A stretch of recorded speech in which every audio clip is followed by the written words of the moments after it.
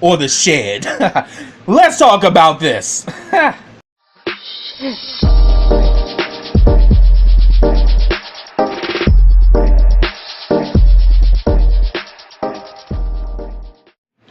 Hey, what's up everybody? Welcome back to KRS TV. This is your boy Kenny, and this is If Loving You Is Wrong, Season 5, Episode 1, and the name of this episode is Let It Burn. Man, I have to say, it's been a while since If Loving You Was Wrong has been on, but I would have to say, they came back with a bang, and they came back swinging. I was like, yes, I'm so glad that Tyler has done some work on this show, and I literally was at the edge of my seat the entire time because there was so much that was going down tonight. So first it picks up where it left off, where Kelly has hung herself in her cell and she was hanging by a shoestring. So somehow she got access to a shoestring and she was able to hang herself. And we see that Lucian, as well as the other officer, they get her down and they try to pump her. He pretty much tries to put pressure on her and there's no pulse. So then they get a defibrillator and she's still not responding. So, and I'm like, damn, that's gonna be messed up if Kelly dies young. Like, and she got a young son, and this whole situation would not have happened if Ian wasn't such a punk ass bitch. Because Larry represents Travis's family, and they decided that they were going to railroad her and make her go down for this shit because, Travis's family is wealthy. So then after that goes down, we see, and I think I'm going to tie this whole situation together here with this whole situation with Alex and Randall. They're in the burning shed, burning down the house. And then we see that Marcy literally takes up a chair, lights a cigarette, and is just puffing away. And, Alex is trying to break the window. He says that no, if you break the window is the only thing that's preventing the fire from coming in here. But Alex dumbass breaks the window, so all the smoke inhalation comes in. The place kind of burns down. But then afterwards, she kind of gets Marcy gets up and goes in front of the Randall's house, and she's just having her a motherfucking moment.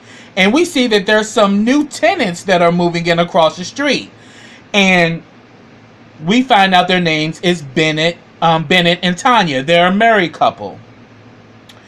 And Bennett immediately sees her in distress and wants to go help her. But Tanya's like, you need to mind your damn business and attend to what we got to do here. So they go into their new home. Him and Tanya go back and forth, and it seems that there's been some shit with them. She's saying that, look, we moved here because of some bullshit you got involved with in our old neighborhood. I do not want to deal with more bullshit here. Like, you just need to mind your business and leave shit alone.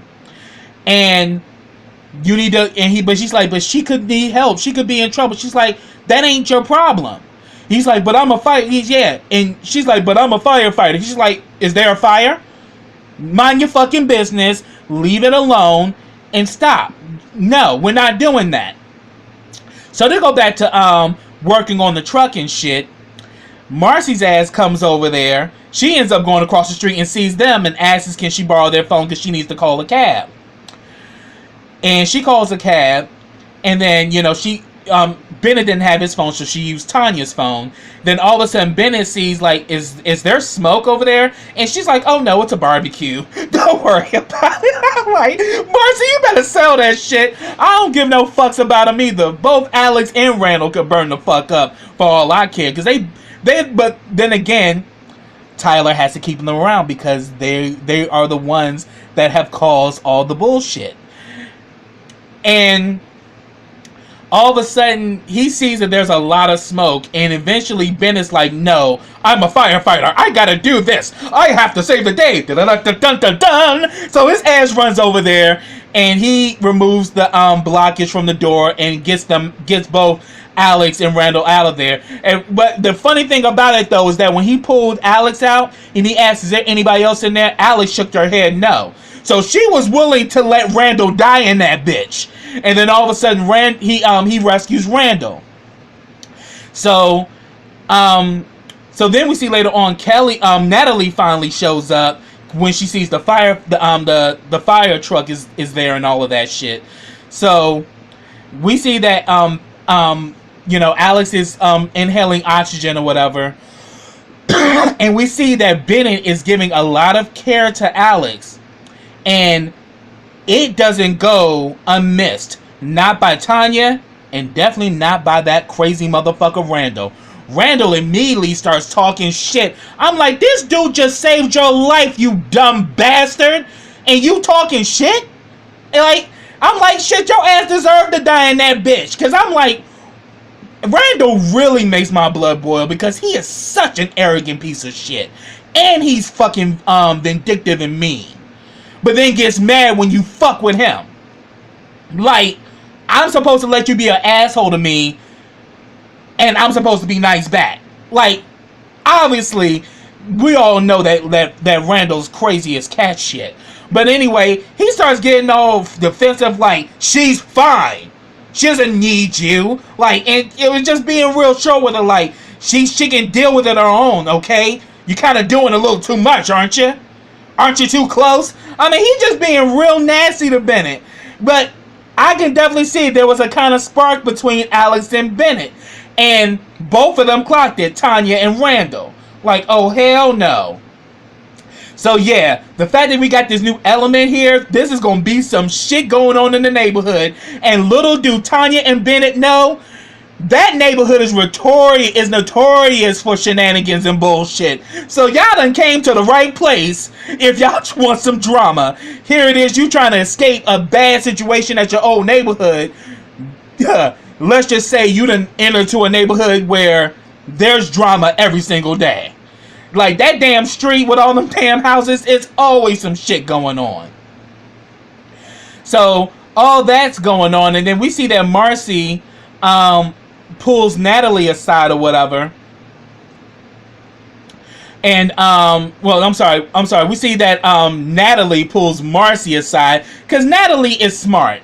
Natalie is street smarts like shit. So she already peeped the game. The fact that Marcy is saying like, well, hell, they was in the shed and somebody set fire to it. I mean, I guess somebody really had it out for them. I mean, she's just being real short and being real cut with it. And then Randall is like, you did this, you evil bitch. I'm like, oh, really? You made her lose your baby. You the evil bitch. Punk ass fool. Anyway, and Randall is a punk. So Natalie immediately clocked what happened, that Marcy was the one who set fire to the shed, and she probably also smelled gasoline on her too, because she pulls Marcy aside. They start walking, and she tells her that son of a bitch made me lose the baby. And Alex deserved to be in there too, because Alex was the one that told him that the baby was his. Because at first, he didn't even know the baby was his. But then, all of a sudden, once Alex told him that shit, he went to the damn hospital and started fucking with her. And it upsetted her to the point where she couldn't relax. And she lost her baby. And it really just hit her to the core, to the point she lost it. And I don't blame Marcy. I'm all team Marcy at this point, because I'm all here for it. So then all of a sudden, when, and then we come to find out, and we actually see in this episode, Brad is at the hospital because he's trying to reach Marcy. She's not answering her phone. He doesn't know where she is. And he talks to the doctor. And, Brad is just at wit's end with this whole situation. He's like, I'm done with Alex. She's a lying slut and blah blah blah. I'm through with this bitch. And the doctor pretty much suggested that he see a psychiatrist. And he should see one, because dude, you got a lot on your plate. You need to talk this out so you can kind of navigate your way through this shit, but because he just has a whole lot of anger built up because one, he found out on the finale of season 4 that Alex had lied about the doctor switching the paternity test. But personally, I think it might be Brad's baby, and I think that Alex may have some black in her family that she don't know about. And I think that the other 2 kids just took Brad's genes, but this one took Alex's genes she don't know about. So we just had to keep watching, because even the doctor said we can run the DNA test again to prove it. I didn't tamper with the DNA. That's something I don't do. That's against my ethics. So, but yeah, I'm thinking it probably is it probably is Brad's kid, because if it's not Randall's, it's probably Brad's.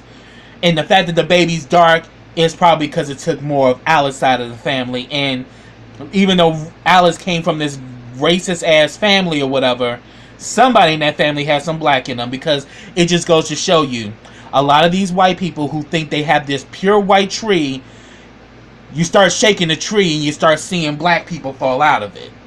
So I'm thinking this is the kind of situation that Tyler is playing on this show, and I'm like, we just have to wait and see if this is gonna be revealed. But I'm kind of on the edge to see what's gonna happen there. But he talks to the doctor, and all of a sudden, after he finished talking with the doctor, he runs into Eddie's crazy ass. Now, Eddie, earlier at the station, after the whole thing went down with Kelly, Eddie come up in there talking cash shit, talking about, yeah, she hanging like Jim Crow, and, I just went and I talked to her and I told her that, yeah, how she's going to have to get used to life, being without her son, and how prison really is, and all of that shit. And it got to the point where Lucian got so damn mad, and Stevens is in the room as well. Lucian got so mad that he literally roughed fucking Eddie up and pretty much told Eddie, lift your fucking pants up. He's like, excuse me? I don't do that unless I get a drink first. And besides, and he said, besides, you gotta buy me dinner too. And I'm like, see, Eddie be on that gay shit. And this episode revealed that a lot more happened between him and Larry up in that truck. He wasn't only beating that ass, but he was also tapping it too. I'm gonna get to that little situation in a minute. But, so they go back and forth in this whole situation. Then Esperanza comes in. She finds out about what happened to Kelly. And then, he was saying, and then she was like, and then she kind of looked at Eddie like, Eddie, what the fuck did you do? And he was saying that, shoot. and he was saying that, look, I don't know why y'all bent out of shape. I mean, shoot. She got into this bad relationship, and she's always putting out with all these sorry ass men. Like, it's just about a time. And she literally flipped out and threw this book at him and shit. He was like, oh no, not the face, honey, not the face. I'm like, y'all need to just pick up the fact Eddie's gay. Eddie, because we definitely saw, seasons ago when he was messing around up in Esperanza's house with some crack whore that he was messing with. You can definitely tell that the girl was trans. So Eddie likes to play on both sides of the street. And I'm just like, this fool is doing the most. Like, seriously. And it's to the point where he mad about, he kept throwing jabs at Stevens, because, Stevens and Esperanza are messing around. He's like, you don't know how to handle her. She likes to be dominated. You too weak for that shit. She don't need that. Because she's kind of shaken up because, Kelly's her friend. And then finding out that Kelly attempted suicide, and right now she's in the infirmary, but don't nobody know what's going on. And yeah, I'm definitely gonna get to that one too. But so yeah, they go back and forth, and he's just through with it. So then the next time we see him, he's at the hospital talking to Brad, and Brad is kind of saying that he's done with Alex, he's through with it. He's like, no, you not. And he said, why you say that? He says, because she's not in the box, so you not done. He's like, you know what? You need to stop this bullshit. And then he got a nerve to talk about Alice, saying that Alice was raised to be a good Christian girl, and she's out here carrying out like a dirty ass whore. I'm sick of this. I want to end this once for all. I'm going to get to the bottom of this. I'm going to find out what's going on. And and he also tells him, I'm like, Brad, why are you telling Eddie this shit? Eddie is not only a narcissist, but he's crazy as shit, and he's very vindictive. He will go through no lengths to get what he wants. I mean, we see that he can just flow through everything because he's actually a special agent. So he got access to a lot of shit. But yet he's evil. So he's saying that, look, do what you gotta do, Eddie. I really don't care. Because first he's asking, what the hell you doing? He's like, why are you here? And it's like, yeah, we later on find out why he's there. And so pretty much what ends up going down, Brad ends up going his way, and then we see that damn Eddie is there to go fuck with Larry again. And they literally did this replay of everything that went down within that shed. And he was like, oh yeah, my face hurts, but he says, yeah, but doesn't something else hurt too? So I'm like, oh, so you took the bun. So you and he was saying that he liked this shit, that because Larry's into that S&M shit, and obviously him and Randall definitely had some run-ins back in the day too. But and then we later on see that Randall mad as hell because Randall calls his office and then calls his personal numbers like, yeah, you didn't think I had this number, did you, bitch? I know what the fuck you did. You better fucking call me back, tricking me to sign those divorce papers. Really, you think this shit is funny? I'm like, Randall's an evil bastard. But anyway, we see that Eddie and Larry go back and forth, and it was like they were really doing this sexual play against each other. And if anything, Larry is saying that, oh yeah, I like that. He was saying that, so he's like, yeah, I had to let you know what was up after what you did to me. And he was like, and he's like, yeah, and I see that you enjoyed it too. You loved every minute of it.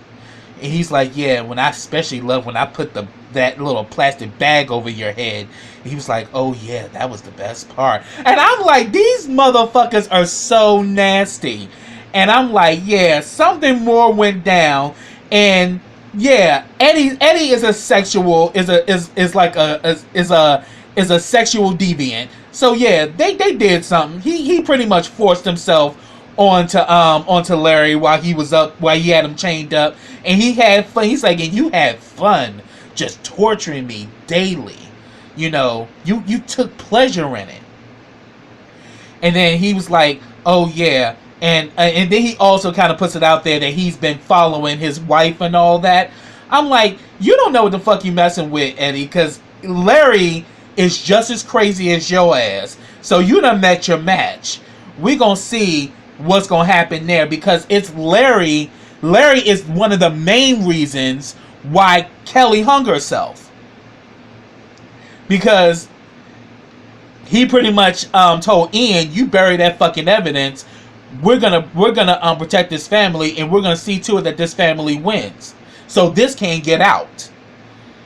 So yeah, we saw all that go down and shit.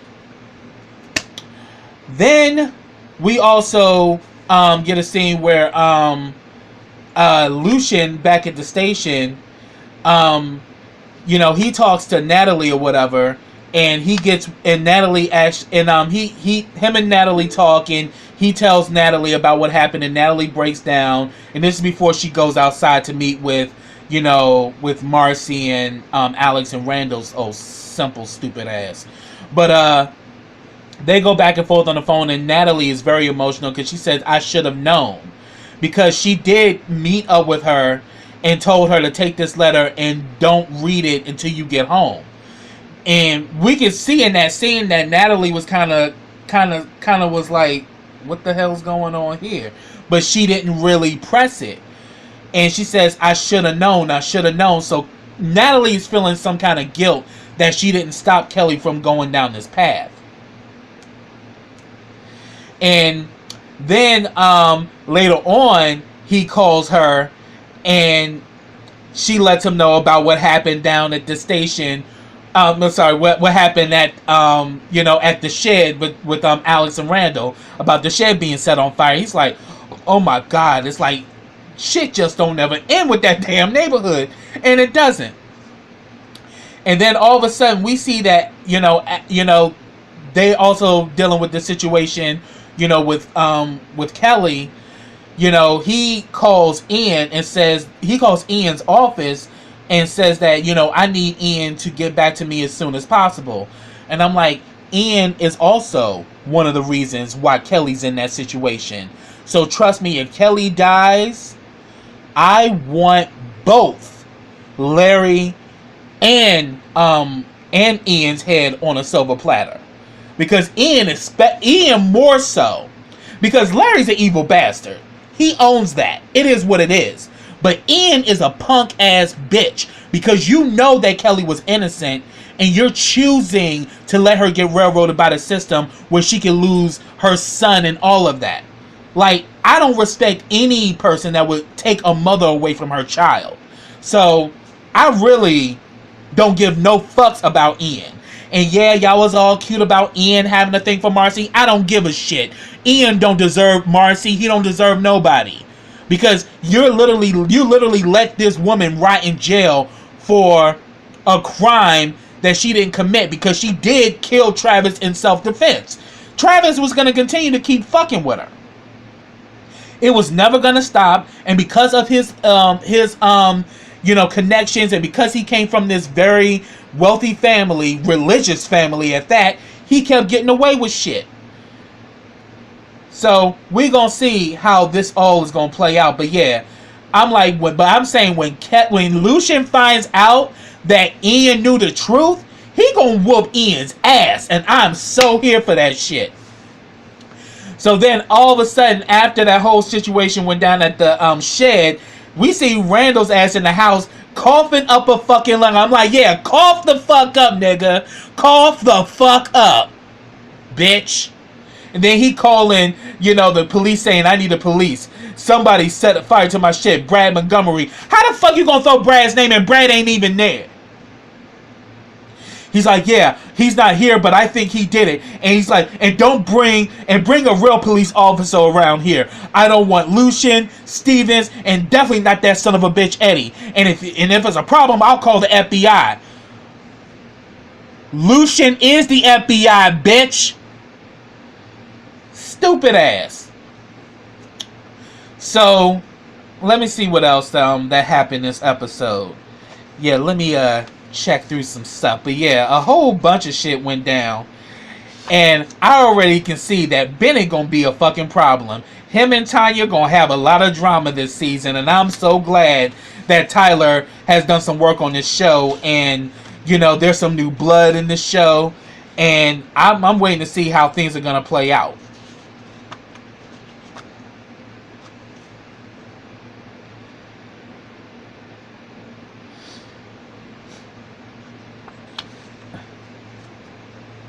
But yeah, I was so here for the part where, when Brad finally meets up with Marcy, because after he leaves the hospital, he comes in the neighborhood and he sees that Marcy's there, and he kind of Natalie tells Brad, yeah, get her out of here and make sure she changes her clothes because she smells like gasoline.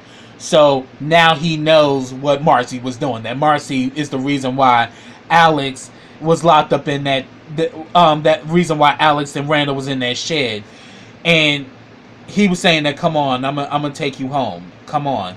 And then all of a sudden Alex shows up, Brad, and he was like, stay the hell away from me, Alex, I don't want shit else to do with you.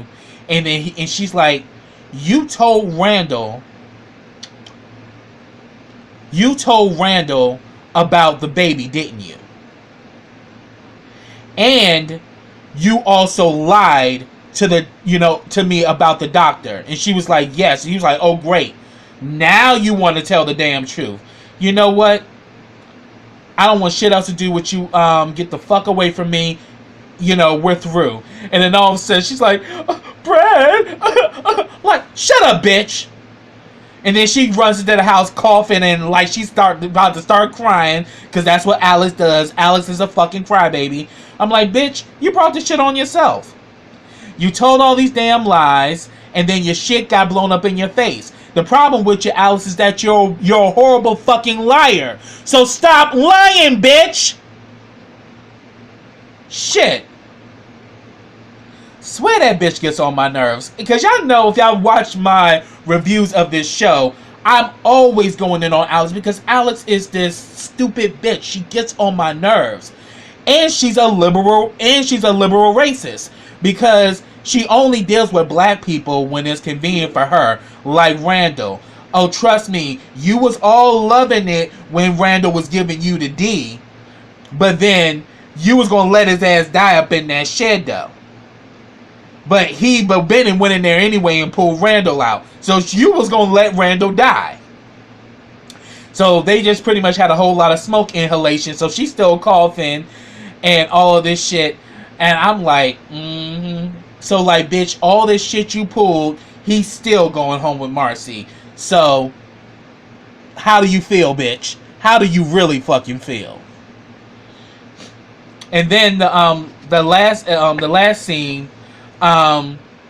we see that Lucien is, you know, he had talked to Natalie on the phone and asked her to send a picture of Justice, you know, to his phone, you know, so he can show Kelly, like, you got something to live for. But Kelly at this point thinking that she about to get life in prison and she ain't gonna never see her son again. She's thinking that she ain't gonna be able to do no prison time. And we all know how Kelly is. Kelly is very sedity and is very, you know, somewhat bourgeois. She ain't gonna be able to survive prison at all. So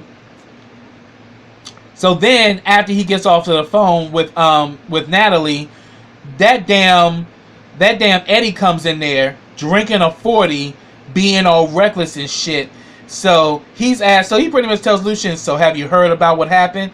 He's like, what are you talking about? And he's like, and she was like, yeah, I heard about Alex and Randall being up in the shed and you know, and about them. He's like, oh really? I ain't know about that. But then he's like, then what the hell are you talking about?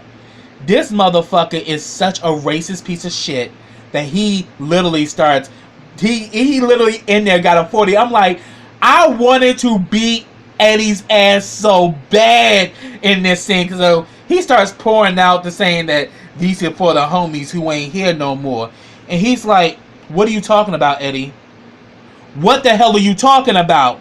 And he said, I'm talking about Kelly. Kelly's dead. And I'm like, oh, you motherfucker. But personally, I don't believe it. I think he's trying to get a rise out of Lucien because he knows he really cares for Kelly. And he just wanted to get like a reaction. But personally, we just have to keep watching to find out if it's true. But from the looks of it, it could be a possibility. We just got to keep watching to find out and see if it's confirmed that Kelly's actually dead. But personally, right now, I don't think she is. I just think Eddie's being an asshole. And he's just doing everything he can to fuck with Lucien because he gets off on it. He gets off. I mean, Eddie gets off of fucking with everybody because Eddie's a piece of shit. But that's what I have, y'all. If I missed anything, put it down in the comments. I'd love to talk to you about it. But I have to say, Tyler, you really doing it with this. You brought back the show because there was a hiatus where we didn't see If Loving You Was Wrong for quite some time. But you brought back the show and everything is all crazy and everything is like, wow. You can definitely tell Tyler has been doing some work on this show. Keep it up, Tyler. Don't go back into that same old bullshit you was doing before with these dumbass storylines and shit. Keep it moving and make this show pop. Because I was thoroughly entertained by this show tonight. But yeah, another thing I missed too was you know, we see when Eddie goes to see Larry, you know, because I did mention that, yeah, they was doing this little sexual S&M, you know, flirtation going back and forth between the two of them. We actually see that he's literally putting on makeup or whatever, and Eddie was like shading the fuck out of him, like, oh, I see you got your compact, so you never leave your home without it, huh? You always gotta beat that mug, and, you know, make sure that you camera ready. But his ass is about to do a press conference with Travis' family. So I'm like, yeah, you know, Larry's a piece of shit, just like Eddie. They both one and the same, and I just can't wait to see what's gonna happen with this new season. So again, if I missed anything, put it down in the comments. Subscribe to my channel. Click that bell so you get notifications every time I drop a video. Also, follow me on all my social platforms. I have them all listed in the description box. Also, like this video, comment on this video, and share this video. And I'll be back with the next episode of If Loving You Was Wrong. So until next time, everybody, take care.